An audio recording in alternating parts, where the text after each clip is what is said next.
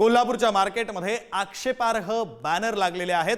खरेदीबाबत नागरिकांना आक्षेपार्ह आवाहन करण्यात आले। सकल हिंदू समाजाकडून मार्केटमध्ये बॅनर लावण्यात आलेले आहेत। तुम्ही किमान नाव विचारूनच खरेदी करा असा आशय या बॅनरवर लिहिण्यात आलेला आहे। सकल हिंदू समाजाच्या वतीने हे बॅनर लावण्यात आले।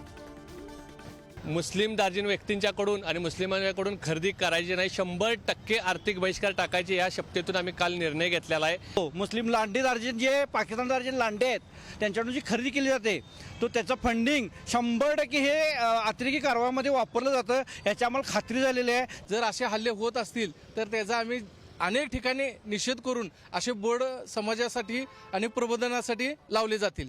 जर याच्या अगोदरचे हल्ले जर बघितले तर अशा पद्धतीचे हल्ले होत नव्हते। त्यांची पॅन्ट तपासून म्हणजे हिंदू असल्याची खात्री करून त्यांना मारलं गेलं, म्हणजे हे धर्मयुद्ध आहे। कोविडच्या काळात मी जेव्हा रेमडेसिवीर इंजेक्शन घेतलं ना तेव्हा ते युकू हमीदच्या कंपनीने बनवलं होतं हे मी नाही विचारलं, तेव्हा मी माझा जीव वाचत होते।